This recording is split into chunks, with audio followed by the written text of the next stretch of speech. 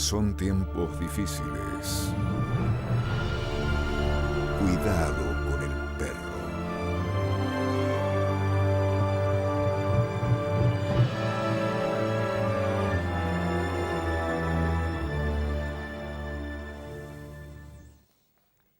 ¿Qué tal? Buenas noches. Bienvenido a la cucha televisiva del BOVE de nuestro cuidado con el perro. Hoy la idea es enfocar el tema, cerrarlo con algunas aristas que lo van a abrir naturalmente, al tema invierno. Y para comenzar, el honor literario de encontrarnos con Oscar Wilde. Oscar Wilde, chocolate por la observación, un gran escritor, y no necesita uno estudiar académicamente en la universidad para darse cuenta, entre tantos matices de su condición de excelente escritor, de dos matices fundamentales: su condición justamente de brillante, maravilloso escritor, y, según algunos cuentos, su nivel de ternura casi infantil. Empecemos, si nos acompañás, con el cuento de Oscar Wilde, El gigante egoísta. Cada tarde, a la salida de la escuela, los niños se iban a jugar al jardín del gigante. Era un jardín amplio y hermoso, con arbustos de flores y cubierto de césped verde y suave. Por aquí y por allá, entre la hierba, se abrían flores luminosas como estrellas. Y había 12 albaricoqueros que durante la primavera se cubrían con delicadas flores color rosa y nácar.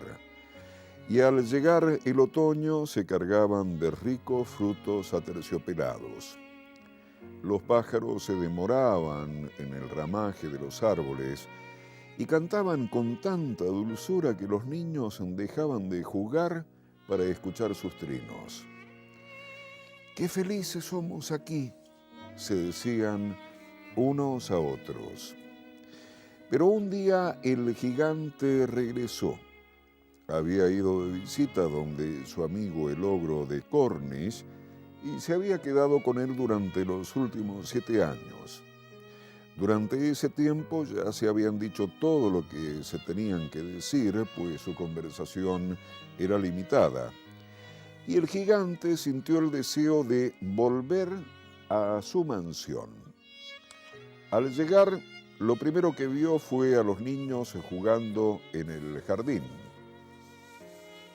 ¿Qué hacen aquí?, surgió con su voz retumbante. Los niños escaparon corriendo en desbandada. Este jardín es mío, es mi jardín propio, dijo el gigante. Todo el mundo debe entender eso y no dejaré que nadie se meta a jugar aquí. Y de inmediato alzó una pared muy alta y en la puerta puso un cartel que decía: entrada estrictamente prohibida bajo las penas consiguientes. Era un gigante egoísta. Los pobres niños se quedaron sin tener dónde jugar. Hicieron la prueba de ir a jugar en la carretera, pero estaba llena de polvo, estaba plagada de pedruscos y no les gustó. A menudo rondaban alrededor del muro que ocultaba el jardín del gigante y recordaban nostálgicamente lo que había detrás. ¡Qué dichosos éramos allí!, se decían unos a otros. Cuando la primavera volvió, toda la comarca se pobló de pájaros y flores.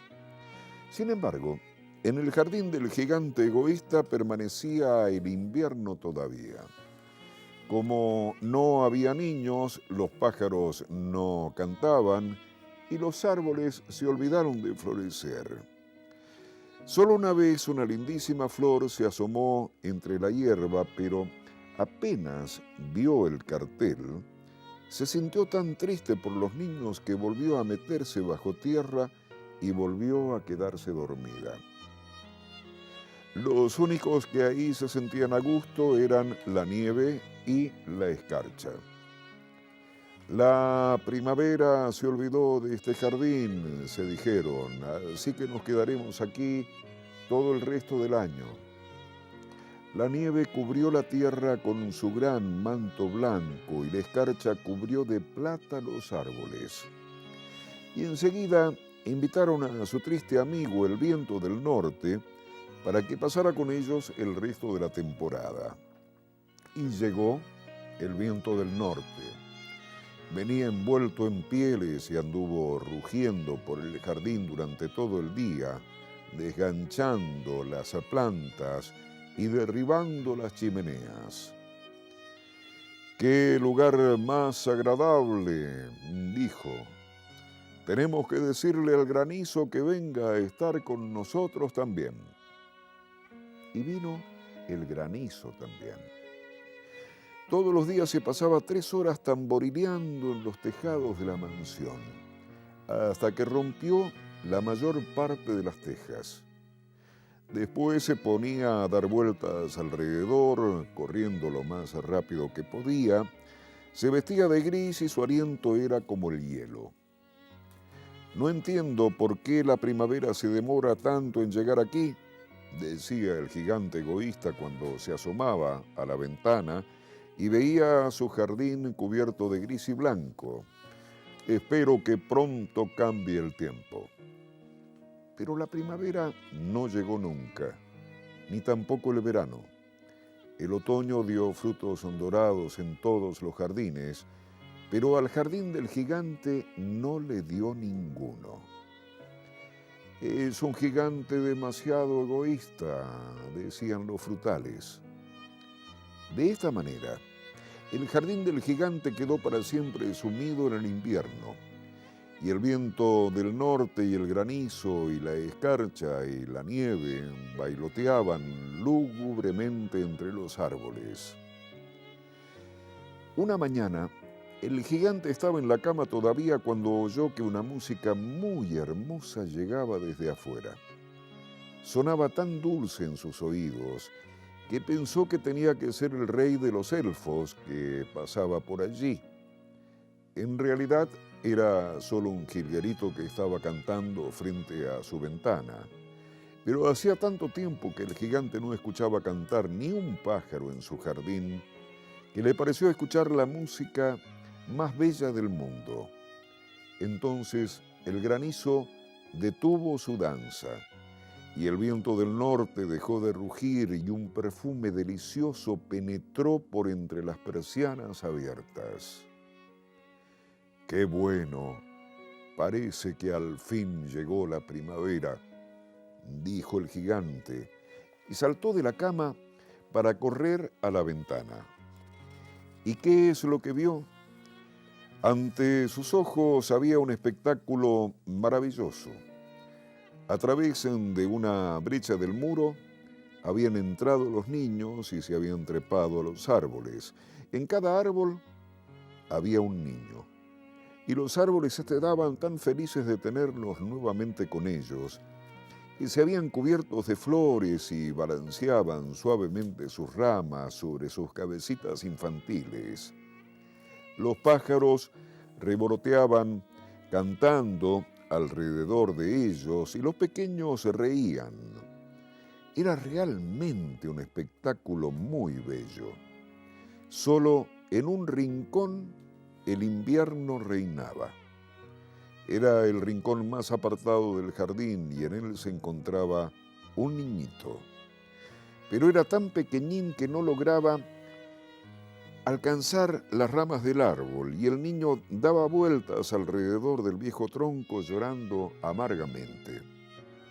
El pobre árbol estaba todavía completamente cubierto de escarcha y nieve, y el viento del norte soplaba y rugía sobre él, sacudiéndole las ramas que parecían a punto de quebrarse.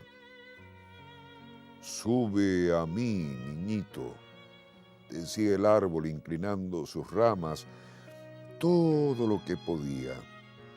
Pero el niño era demasiado pequeño. El gigante sintió que el corazón se le derretía. «¡Cuán egoísta he sido!», exclamó. Ahora sé por qué la primavera no quería venir hasta aquí.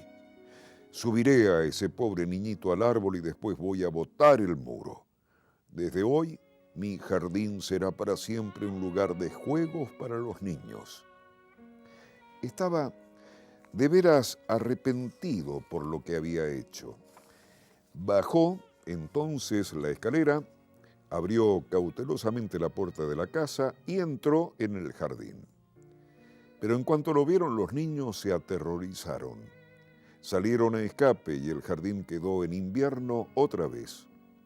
Solo aquel pequeñín del rincón más alejado no escapó, porque tenía los ojos tan llenos de lágrimas que no vio venir al gigante. Entonces el gigante se le acercó por detrás, lo tomó gentilmente entre sus manos y lo subió al árbol.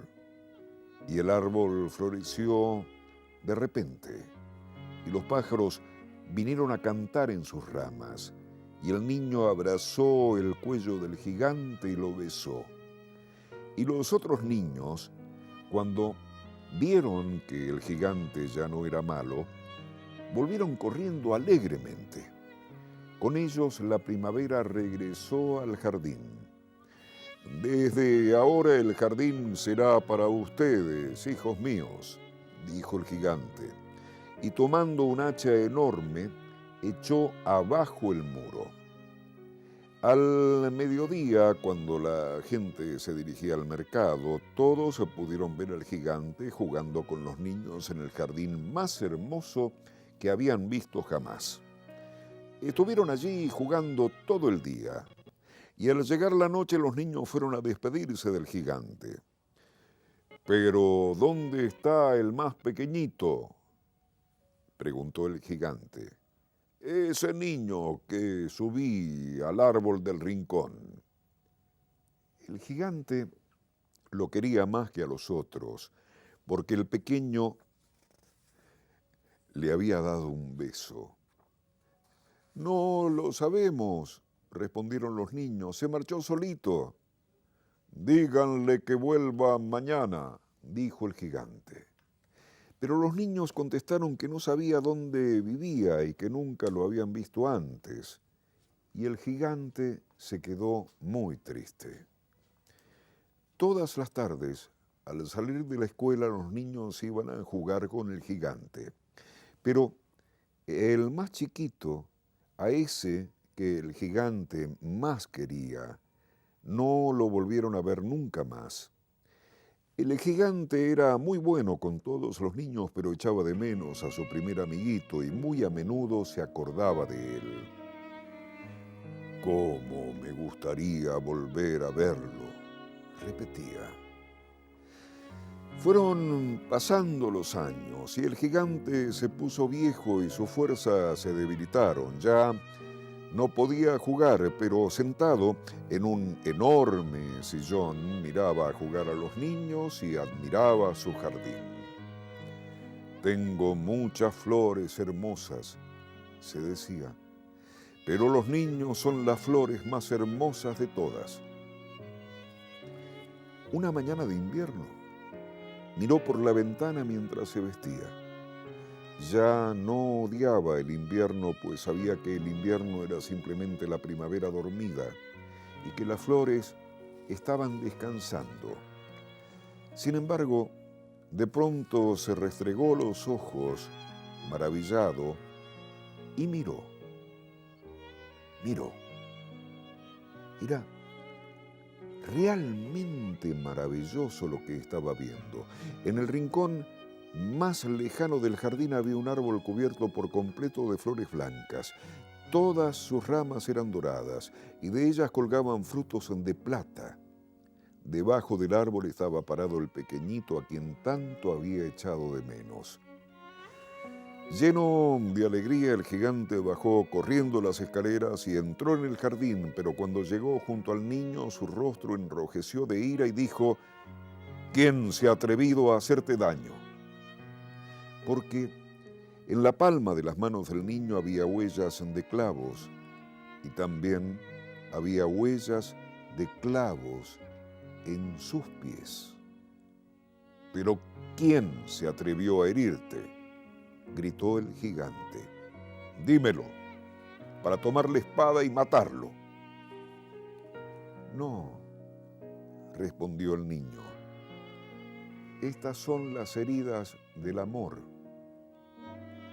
«¿Quién eres tú, mi pequeño niñito?», preguntó el gigante, y un extraño temor lo invadió y cayó de rodillas ante el pequeño. Entonces el niño sonrió al gigante y le dijo: «Una vez tú me dejaste jugar en tu jardín.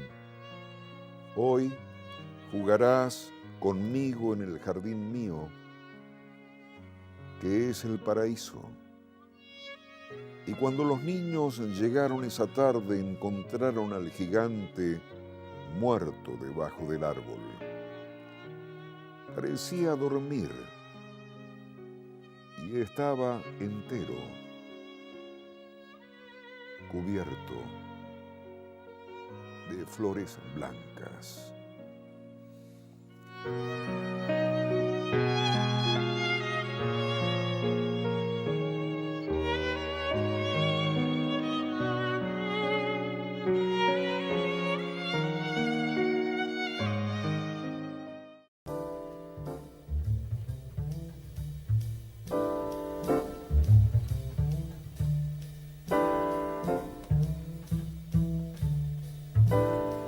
Mabel, en esa cámara invierno, el tema de nuestro Bobby, Cuidado con el perro hoy, invierno de las 4 estaciones de Vivaldi para crear un contexto musical, de Ángel González, Canción de Amiga. Nadie recuerda un invierno tan frío como este. Las calles de la ciudad son láminas de hielo. Las ramas de los árboles están envueltas en fundas de hielo. Las estrellas tan altas son destellos de hielo. Helado está también mi corazón, pero no fue en invierno.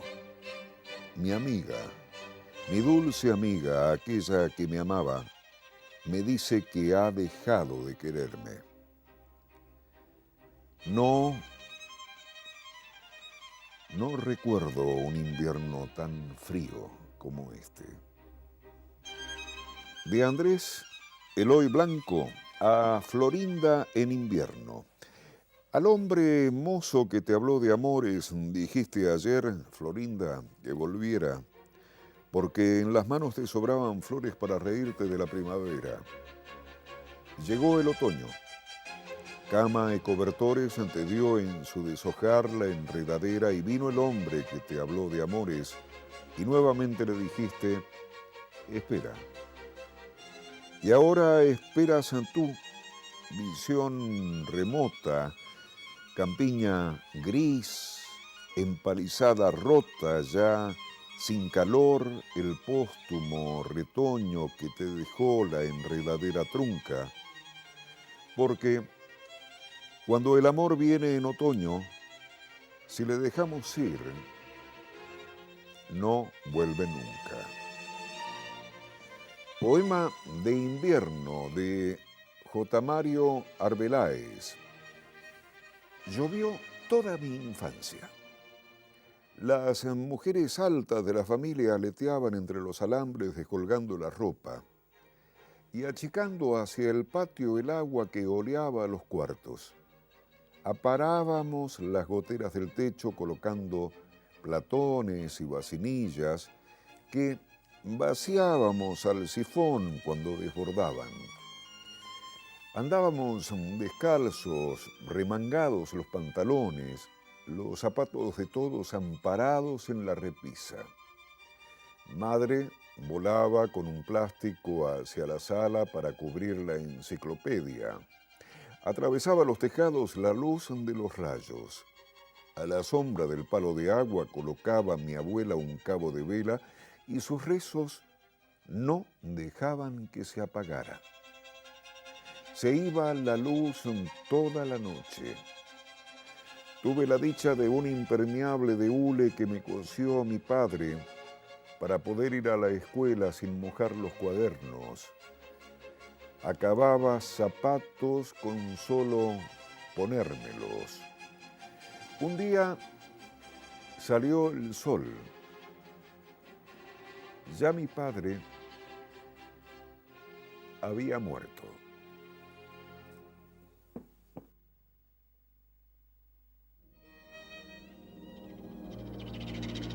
Cuidado con el perro.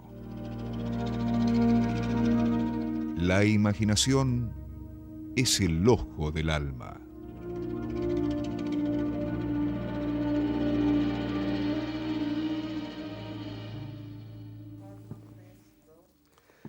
Neil Gaiman, un cuento de invierno, El silencio de Dios, viene hecho música.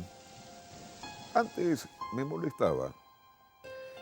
Cuando era joven, bueno, sigo siendo joven, pero ya sabéis a qué me refiero. En fin, hace mucho tiempo pensaba que tenía el trabajo más duro de toda mi familia. Al principio estaba bien. Al principio la vida y la muerte eran cosas nuevas y la gente las hacía con el entusiasmo que aportan las cosas nuevas.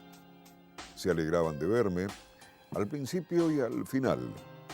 Me lo contaban todo, toda su vida. Y entonces, tras un tiempo, se hizo más duro. La única gente que me recibía con alivio lo hacía para escapar de algo malo o intolerable. El resto solo deseaba que me marchara, como si morir fuera admitir un fracaso. Eso me entristecía. Ya sabéis, estaba triste la mayor parte del tiempo. Pensé en abandonar, en dejarlo. Y un día lo hice. Eso fue hace mucho tiempo y mucho antes de este mundo. Me negué a seguir haciéndolo. Dejé de quitar vidas, gente y animales, pájaros y bacterias, peces e ideas. Nada moría. El caos y el dolor se hicieron malos y luego empeoraron. Como he dicho, nada moría. Enviaron a un joven a verme. Hizo un largo camino y al final terminó encontrándome y me suplicó. Yo fui a ver lo que había hecho. Y entonces volví al trabajo, ¿sabéis? Así de simple. Porque sabía cuál era la alternativa. Y no era agradable. Entonces, algún tiempo después hubo un momento en el que me hice dura, fría y frágil por dentro. Empezó a afectarme, o sea, la gente se siente satisfecha de haber nacido, como si lo hubieran hecho solo ellos.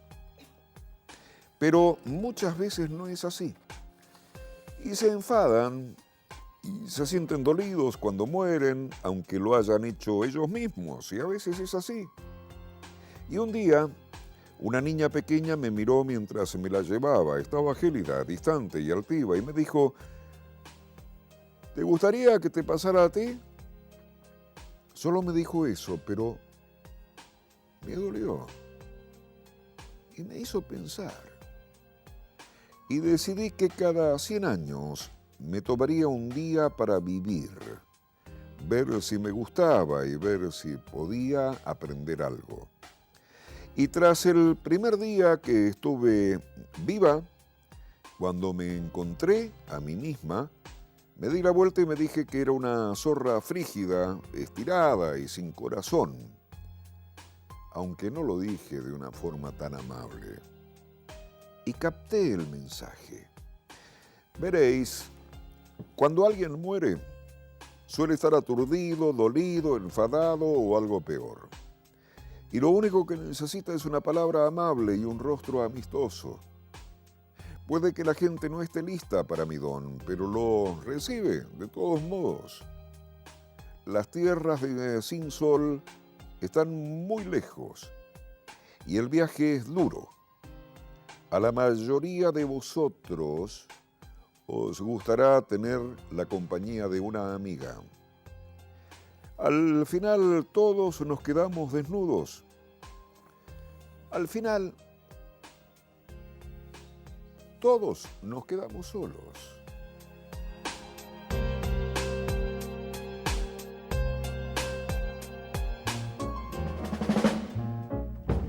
Buscando pájaros perdidos. Algún recuerdo. Este tributo. Aquella historia. Cuidado con el perro. Comunicación humana. Tracción a sangre.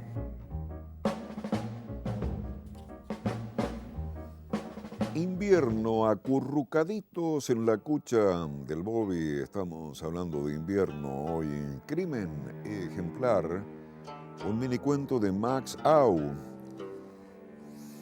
Hacía un frío de mil demonios. Me había citado a las 7:15 en la esquina de Venustiano Carranza y San Juan de Letrán. No soy de esos hombres absurdos que adoran el reloj reverenciándolo como una deidad inalterable. Comprendo que el tiempo es elástico y que cuando le dicen a uno a las 7:15, lo mismo da que sean las 7:30. Tengo un criterio amplio para todas las cosas. Siempre he sido un hombre muy tolerante. Un liberal de la buena escuela. Pero hay cosas que no se pueden aguantar por muy liberal que uno sea. Que yo sea puntual a las citas no obliga a los demás, sino hasta cierto punto. Pero ustedes reconocerán conmigo que ese punto existe. Ya dije que hacía un frío espantoso. Y aquella condenada esquina abierta a todos los vientos. Las 7:30, las 8:20, las 8:10, las 8. Es natural que ustedes se pregunten que por qué no lo dejé plantado. La cosa es muy sencilla. Yo soy un hombre respetuoso de mi palabra. Un poco chapado a la antigua, si ustedes quieren. Pero cuando digo una cosa la cumplo. Héctor me había citado a las 7:15 y no me cabe en la cabeza el faltar a una cita. Las 8:15, las 8:20, las 8:25, las 8:30 y Héctor sin venir. Yo estaba positivamente helado. Me dolían los pies, me dolían las manos, me dolía el pecho, me dolía el pelo. La verdad es que si hubiese llevado mi agresivo café, lo más probable es que no hubiera sucedido nada. Pero esas son cosas del destino, y les aseguro que a las 3 de la tarde, hora en que salí de casa, nadie podía suponer que se levantara aquel viento. Las 9:25, las 9:20, las 9:15. Transido, amoratado. Llegó a las 9:10. Tranquilo, sonriente y satisfecho, con su grueso abrigo gris y sus guantes forrados. Hola, mano. Así, sin más. No lo pude remediar.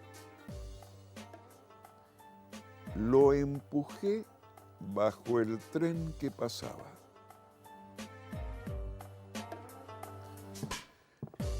Mario Benedetti, todo lo contrario. ¿Qué es lo contrario de invierno? Veamos, dijo el profesor. ¿Alguno de ustedes sabe, Mabel, Martín, Tincho, Romina, Español? ¿Alguno de ustedes sabe qué es lo contrario de in? Out. respondió prestamente un alumno. No es obligatorio pensar en inglés. En español, lo contrario de in, como prefijo privativo, claro, suele ser la misma palabra, pero sin esa sílaba. Sí, ya sé, insensato y sensato, indócil y dócil, ¿no? Parcialmente correcto. No olvide, muchacho, que lo contrario del invierno no es el vierno, sino el verano. No se burle, profesor. Vamos a ver, ¿sería capaz de formar una frase más o menos coherente con palabras que, si son despojadas del prefijo in, no confirman la ortodoxia gramatical? Probaré, profesor. Aquel individuo memorizó sus cognitas, se sintió fulgente, pero dómito, hizo ventario de las famias con que tanto lo habían cordiado, y aunque se resignó a mantenerse cólume, así y todo en las noches padecía de somnio, ya que le preocupaban la flación y su cremento.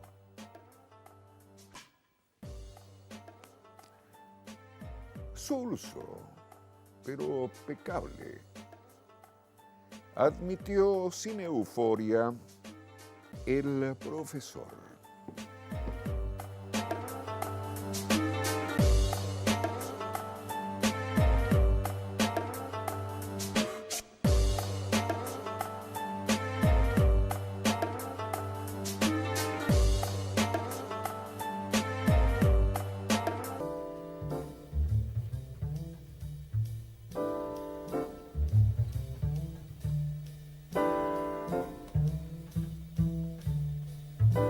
La última parte, Astor, Pantaleón, Piazzolla, Invierno porteño, Invierno para beberlo, Vicente Huidobro. El invierno ha llegado al llamado de alguien y las miradas emigran hacia los calores conocidos. Esta noche el viento arrastra sus chales de viento. Tejed, queridos pájaros míos, un techo de canto sobre las avenidas. Oíd crepitar. El arco iris mojado bajo el peso de los pájaros se ha plegado. La amargura teme a las intemperies, pero nos queda un poco de ceniza del ocaso. Golondrinas de mi pecho, qué mal hacéis sacudiendo siempre ese abanico vegetal. Seducciones de antesala en grado de aguardiente, alejemos enseguida el coche de las nieves. Bebo lentamente tus miradas de justas calorías. El salón se hincha con el vapor de las bocas. Las miradas congeladas cuelgan de la lámpara y hay moscas sobre los suspiros apetrificados. Los ojos están llenos de un líquido viajero y cada ojo tiene un perfume especial. El silencio es una planta que brota al interior. Si el corazón conserva su calefacción igual. Afuera se acerca el coche de las nieves, trayendo su termómetro de ultratumba, y me adormezco con el ruido del piano lunar cuando se estrujan las nubes y cae la lluvia. Cae nieve con gusto a universo, cae nieve que huele a mar, cae nieve perfecta de los violines, cae la nieve sobre las mariposas, cae nieve en copos de olores, la nieve en tubo inconsistente, cae nieve a paso de flor, nieva nieve sobre todos los rincones del tiempo.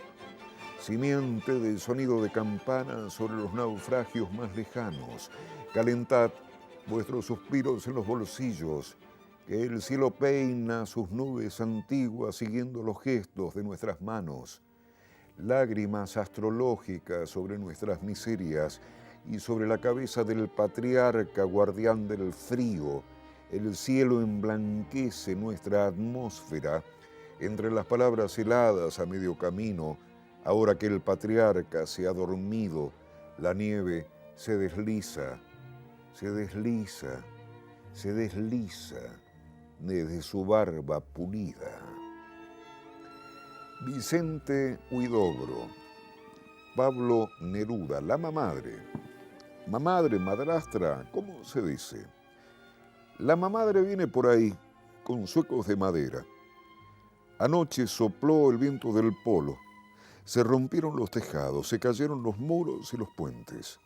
Aulló la noche entera con sus pumas y ahora, en la mañana de sol helado, llega mi mamadre, doña Trinidad Manverde, dulce como la tímida frescura del sol en las regiones tempestuosas, lamparita menuda y apagándose, encendiéndose para que todos vean el camino.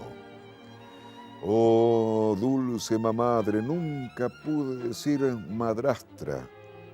Ahora mi boca tiembla para definirte, porque apenas abrí el entendimiento vi la bondad vestida de pobre trapo oscuro, la santidad más dulce y más útil, la del agua y la harina. Y eso fuiste. La vida te hizo pan y allí te consumimos. Invierno largo a invierno desolado con las goteras dentro de la casa y tu humildad ubicua desgranando el áspero cereal de la pobreza como si hubiera sido repartiendo un río de diamantes. Ay, mamá, ¿cómo pude vivir sin recordarte cada minuto mío? No es posible.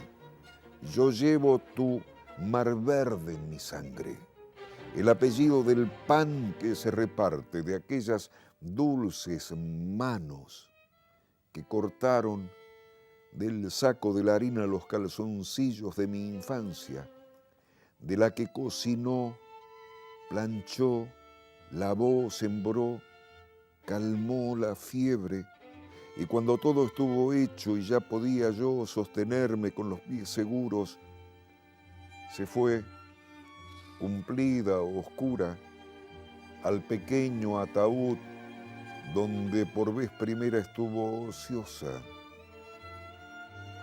bajo la dura lluvia de Temuco.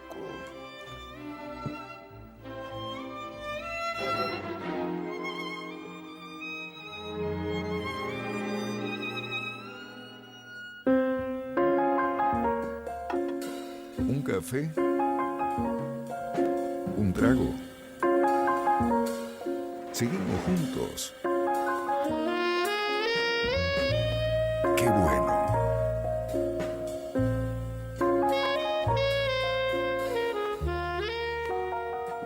La campana hendida, Charles Baudelaire. En las noches de invierno es amargo y es dulce el escuchar, junto al fuego que palpita y humea, cómo se alzan muy lentos los recuerdos lejanos al son de carrillones que suenan en la bruma. Feliz campana aquella de enérgica garganta que, pese a su vejez, conservada y alerta, con fidelidad lanza su grito religioso como un viejo soldado que vigila en su tienda. Pero mi alma está hendida, y cuando en sus hastíos quiere poblar de cantos la frialdad nocturna, con frecuencia sucede que su cansada voz semeja al estertor de un herido olvidado junto a un lago de sangre, bajo un montón de muertos, que expira sin moverse entre esfuerzos inmensos. De Charles Baudelaire, siempre en el contexto de invierno dentro de nuestra concepción televisiva hoy, Vamos a un texto de Paul Auster, un gran escritor estadounidense, Diario de invierno. Tenía 10 años, tienes 10 años. Es pleno verano y hace un calor sofocante, tan húmedo y molesto que incluso sentado a la sombra de los árboles del jardín, se te llena de sudor la frente. Que ya no eres joven es un hecho indiscutible. Dentro de un mes cumplirás 64 años y aunque eso no es ser demasiado viejo, no lo que todo el mundo consideraría una edad provecta, no puedes dejar de pensar en todos los que no han logrado llegar tan lejos como tú.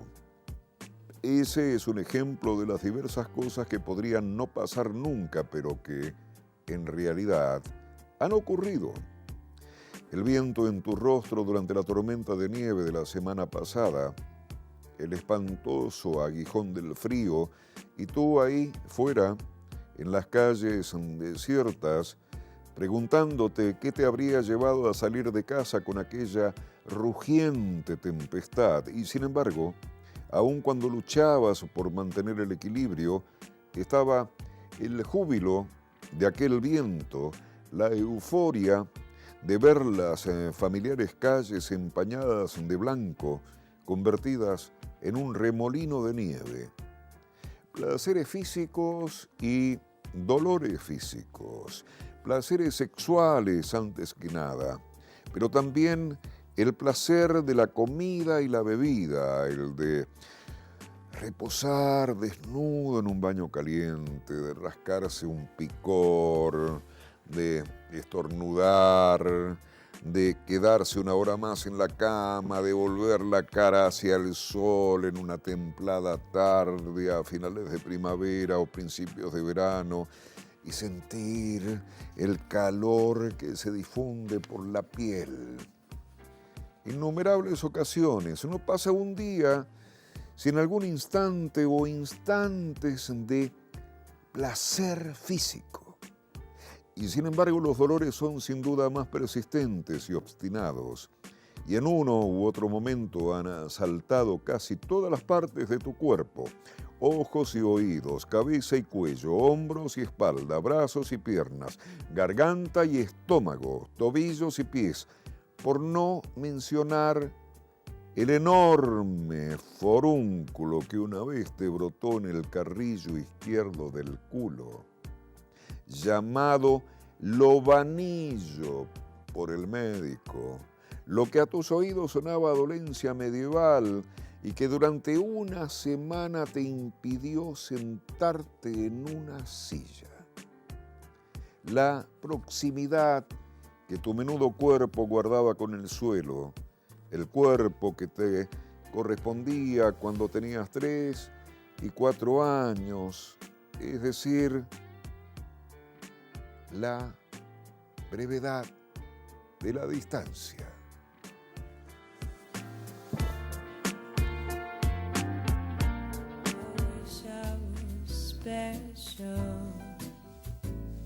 You're so very special, but I'm a creep. Michel de Montaigne.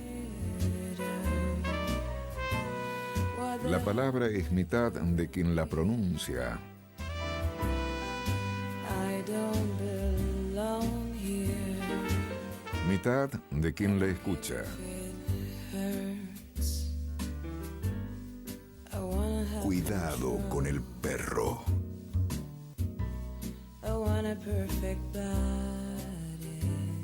Un cuento de Alphonse Daudet del Espejo. Al norte, a orillas del Nieman, ha llegado una pequeña criolla de 15 años, blanca y rosa como una flor de almendro. Viene del país de los colibríes, la trae el viento del amor. Los de su isla le decían: no vayas, en el continente hace frío, el invierno te matará. Pero la pequeña criolla no creía en el invierno y solo conocía el frío por haber tomado sorbetes. Además, estaba enamorada, no tenía miedo a morir. Y ahí estaba, Embarcada en las brumas del Nieman con sus abanicos, su hamaca, sus mosquiteros y una jaula de enrejado dorado llena de pájaros de su país. Cuando el anciano padre del norte vio llegar a aquella flor de las islas que el sur le enviaba en un rayo de sol, su corazón se apiadó. Y como pensaba que el frío pronto devoraría a la chiquilla y a sus colibríes, encendió rápidamente un hermoso sol amarillo y se vistió de verano para recibirlos.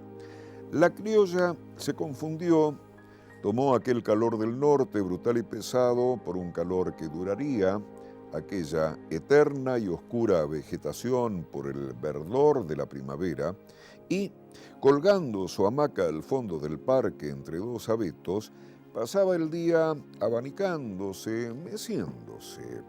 En el norte hace mucho calor, dice riendo.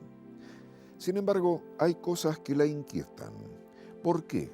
En este extraño país, las casas no tienen miradores acristalados. ¿Por qué esos muros gruesos, esas alfombras, esas pesadas cortinas, esas gruesas estufas de mayólica, esos grandes montones de leña apilados en los patios y esas pieles de zorro azul, esos abrigos forrados, esas pieles que duermen al fondo de los armarios? ¿Para qué pueden servir? Pobre pequeña, muy pronto va a saberlo. Una mañana, al despertarse, la pequeña criolla siente un gran escalofrío. El sol ha desaparecido y del cielo negro y bajo que parece haberse aproximado a la tierra durante la noche, caen copos de una pelusa blanca y silenciosa como la que se desprende de los algodonales. Es el invierno. Ha llegado el invierno. El viento sopla, las estufas resuenan. En la gran jaula de enrejado dorado los colibríes ya no gorjean. Sus pequeñas alas azules, rosas, amarillas en verde mar permanecen inmóviles y da pena ver cómo se aprietan unos a otros ateridos e hinchados por el frío con sus finos picos y sus ojos de cabeza de alfiler.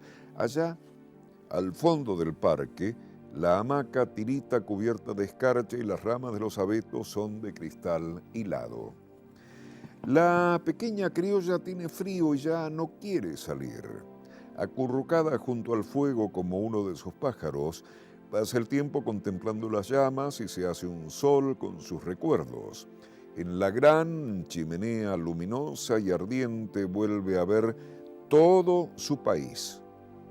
Los anchos muelles repletos de sol con el azúcar moreno de las cañas que chorrean y los granos de maíz flotando en una polvareda dorada. Luego las siestas de la tarde, los estores claros, las esteras de paja. Luego las noches estrelladas, las moscas enardecidas y los millones de pequeñas alas que zumban entre las flores y en las mallas de tul de los mosquiteros. Y mientras ella sueña así ante las llamas, los días de invierno se suceden cada vez más cortos, cada vez más oscuros. Cada mañana se retira un colibrí muerto de la jaula. Pronto solo quedan dos copos de plumas verdes que se erizan uno junto al otro en un rincón. Aquella mañana, la pequeña criolla no ha podido levantarse. Como una balancela de Mahón atrapada por los hielos del norte, el frío la oprime y la paraliza. Está oscuro, la habitación está triste. La escarcha ha puesto sobre los cristales una espesa cortina de seda mate. La ciudad parece muerta y por las calles silenciosas el quitanieves a vapor silba lamentablemente. Para distraerse, la criolla hace espejear las lentejuelas de su abanico y pasa el tiempo entreteniéndose con los espejos de su país, ribeteados de grandes plumas indias. Cada vez más cortos, cada vez más oscuros, los días de invierno se suceden.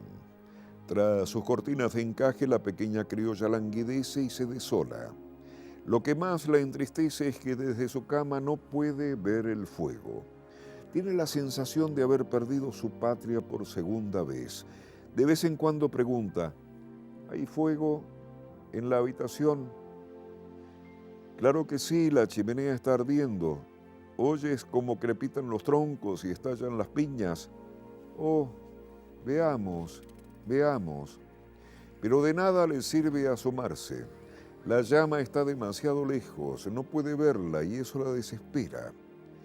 Una tarde que está allí, pálida y pensativa, con la cabeza en el extremo de la almohada y los ojos siempre vueltos hacia aquella llama invisible, su amigo se acerca y coge uno de los espejos que se encuentran sobre el techo. ¿Quieres ver el fuego, querida? Muy bien, espera. Y arrodillándose delante de la chimenea, trata de enviarle con el espejo un reflejo de la llama mágica. ¿Puedes verla? No, no veo nada. ¿Y ahora? No, aún no. Luego de repente, recibiendo en pleno rostro un rayo de luz que la ilumina, «Oh, la veo», dice feliz, y muere riendo con dos pequeñas llamas en el fondo de sus ojos. Gracias por acompañarnos. Cuidado con el perro.